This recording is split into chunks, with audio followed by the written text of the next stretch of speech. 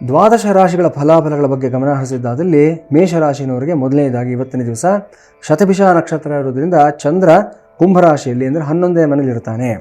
ಇಲ್ಲಿ ನೋಡಿ, ಒಂದು ಸೋಜಿಗ ನಾವು ಗಮನಿಸಬೇಕು. ನಾನು ನಿನ್ನೆನೂ ಹೇಳಿದೆ, ಧನಿಷ್ಠ ನಕ್ಷತ್ರ ಆದಾಗ ಚಂದ್ರ ಕುಂಭರಾಶಿನಲ್ಲಿದ್ದಾನೆ ಅನ್ನತಕ್ಕಂಥದ್ದು. ಆದರೆ 30 ಡಿಗ್ರಿ ಇರತಕ್ಕಂಥ ಒಂದು ಮನೆಯಲ್ಲಿ ಚಂದ್ರ ಹಂತವಾಗಿ ಮುಂದಕ್ಕೆ ಹೋಗ್ತಾ ಇದ್ದಾಗೆ ಫಲಿತಾಂಶಗಳು ಸಹ ಬದಲಾವಣೆ ಆಗುತ್ತೆ. ಬಹಳಷ್ಟು ಜನ ಅಸ್ಟ್ರಾಲಜರ್ಸ್ ಗಮನಿಸೋದಿಲ್ಲ. ಇನ್ ಡೆಪ್ತ್ ನಾವು ಅದನ್ನು ಅನಲೈಸ್ ಮಾಡಿದಾಗ ಮಾತ್ರ ನಮಗೆ ಗೊತ್ತಾಗುತ್ತೆ, ನಿನ್ನೆ ಇದ್ದಾಗ ಇವತ್ತು ಇರೋದಿಲ್ವಲ್ಲ ಅಂದಾಗ ಆ ರಾಶಿ ಭವಿಷ್ಯದಲ್ಲಿರೋ ಒಂದು ಸೂಕ್ಷ್ಮವಾದ ವ್ಯತ್ಯಾಸಗಳು ನಮಗೆ ಗೊತ್ತಾಗುತ್ತೆ. ಸೊ ಚಂದ್ರ ಇನ್ನೊಂದು ಸ್ವಲ್ಪ ಡಿಗ್ರಿಗಳು ಮುಂದಕ್ಕೆ ಹೋಗಿದ್ದಾನೆ ಇವತ್ತಿನ ದಿವಸ. ಕುಂಭರಾಶಿ ಅಂತ ತೆಗೆದುಕೊಂಡಾಗ ನಮಗೆ ಧನಿಷ್ಠಾರ್ಧಂ ಶತಭಿಷ ಪೂರ್ವಭಾದ್ರ ತ್ರಯ ಕುಂಭಂ ಅಂತ ಹೇಳ್ತೀವಿ. ಅಂದರೆ ಧನಿಷ್ಠ ನಕ್ಷತ್ರದ 3-4ನೇ ಪಾದಗಳು, ಶತಭಿಷ ನಕ್ಷತ್ರದ 4 ಪಾದಗಳು, ಪೂರ್ವಭಾದ್ರ ನಕ್ಷತ್ರದ 3 ಪಾದಗಳು ಕುಂಭರಾಶಿಯ ವ್ಯಾಪ್ತಿಯಲ್ಲಿ ಬರುತ್ತೆ. ಅಂದರೆ 30 ಡಿಗ್ರೀಸ್ ಕುಂಭರಾಶಿ ಅಂತ ತಗೊಂಡಾಗ ಅದನ್ನು 9 ಪಾದಗಳ ವಿಂಗಡಣೆಯನ್ನು ಮಾಡಿದಾಗ ಒಂದೊಂದು ಪಾದದಲ್ಲಿ ಅಪ್ರಾಕ್ಸಿಮೇಟ್ ಆಗಿ ನಿಮಗೆ 3.5 ಡಿಗ್ರೀಸ್ 3.4 ಡಿಗ್ರೀಸ್ ಇರುತ್ತೆ.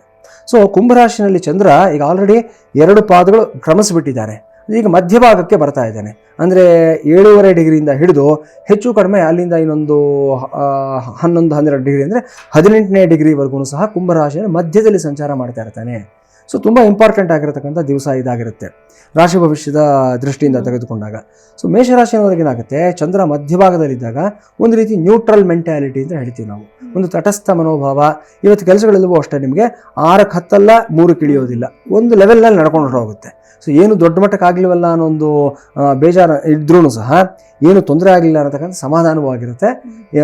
ಏನು ಹೆಚ್ಚಿನ ಯೋಚನೆ ಮಾಡಬೇಕಂತ ಅವಶ್ಯಕತೆ ಇರೋದಿಲ್ಲ. ಆದರೆ ದ್ವಾದಶದಲ್ಲಿರತಕ್ಕಂಥ ಶನಿ ಸ್ವಲ್ಪ ಅದ್ರ ಬಗ್ಗೆ ಆತಂಕ ಇದ್ದೇ ಇರುತ್ತೆ.